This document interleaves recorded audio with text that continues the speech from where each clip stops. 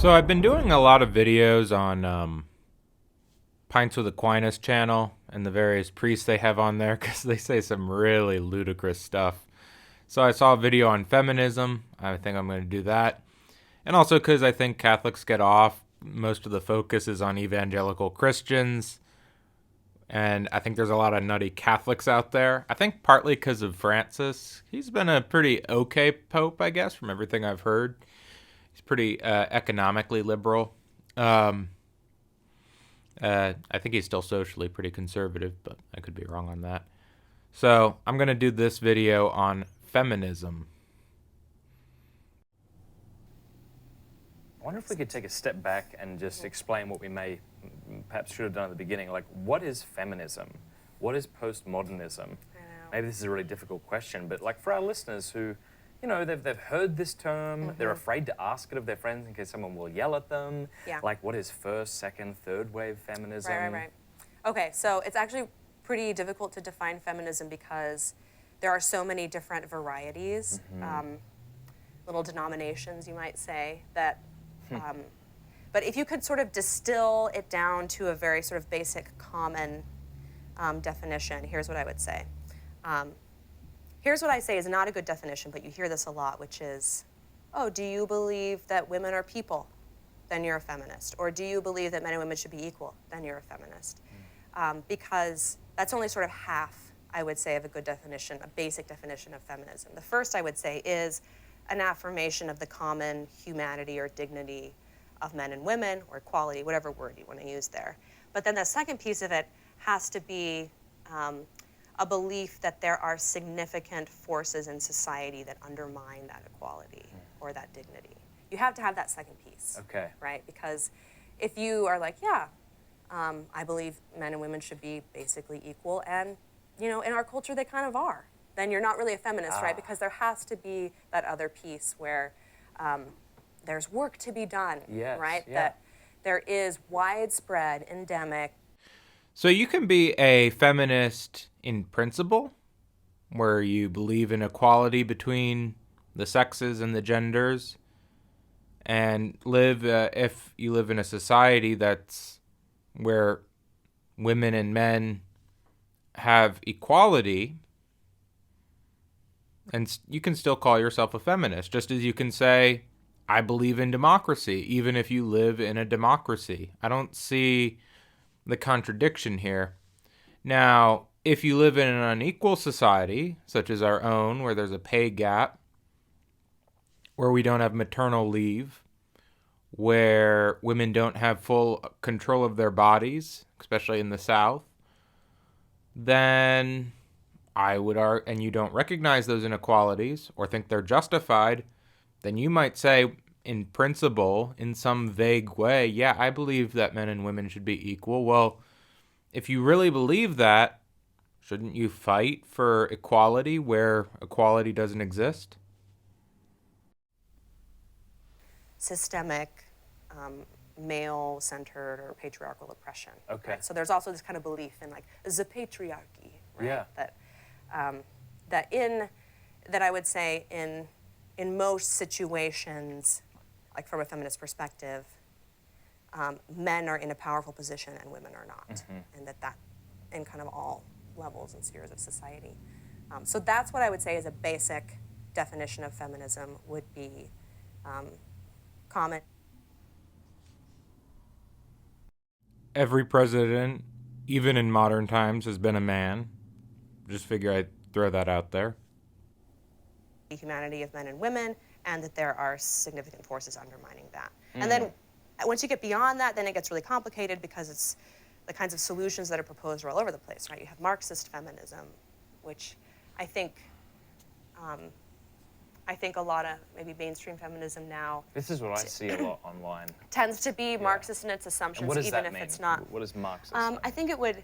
You see this in Simone de Beauvoir, for example. Her book, The Second Sex, I think is perhaps, I would say it's maybe the seminal text. It's sort of funny to use that word in this context, but in terms of Western feminism. So, and basically her solution to women's oppression is this kind of socialist utopia where it's kind of also sounds like Plato's Republic about, where, someone else raises the children, the sort of petty problems of child rearing. So that's, the state takes care of that. This and is so, her view. Right. Utopian view. Yeah. So access to abortion and contraception, and then sort of the state kind of taking over childcare. So the dissolution of sort of a family structure, maybe where children are tied so closely to their mother and things like that. Right. So I've not really read Simone de Beauvoir, though she's on my reading list. And it wouldn't surprise me seeing, since I've seen other videos on this channel, that they misrepresented her. But even there, what they're saying here isn't really that bad. I mean, most of our childhood and young adulthood is spent in the care of the state. We call it public schooling and kindergarten. So this would just be like daycare, also including daycare in that, free daycare. And the other thing they said was, what will happen to the children? Won't somebody please think of the children? The man can also take care of the kids. Like, complete equality between the sexes, what will happen to the kids? Well, it could go on a couple by couple basis, or maybe it's more than a couple. Maybe you have a whole group of people that are in a relationship. Just a thought. Men, children, marriage? Yes, yes, right. So from the way I read Simone de Beauvoir, then, I think that she, ironically, in trying to sort of liberate women, her approach is to basically distance them from womanhood, right? To become more like men? Yes, yeah. So that's what it means to be free. Like, to be free is to become as much like a man as possible. And, because... So this is something I hear a lot whenever we're talking about equality between two groups, is like, Malcolm X talked about this, the white man is not a measuring stick. Like, just because you want the same rights as another person doesn't mean you want to be exactly like that group. And when feminists say they want the same rights as men, they're not saying they want to be exactly like men. I mean, maybe they do. Maybe they want to do everything a man does, and that would be okay. They're not saying all women have to be exactly like all men. And also, we would need to define what a man is. A man is simply a concept, right? Because gender roles don't actually exist. Gender doesn't exist. I would even go so far as to say you could analyze sex a bit and question whether sex exists. So, when you say they want to be exactly like men, well, what's a man?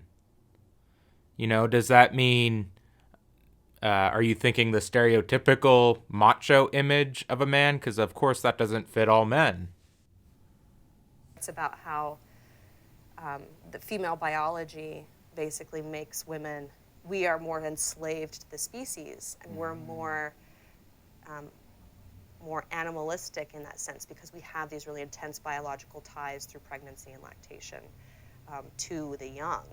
And so for her to kind of achieve this transcendence, right, so she's an existentialist, so she's working from that idea. In order to sort of transcend, you have to fight against that kind of biological facticity that for women is more intense, right? So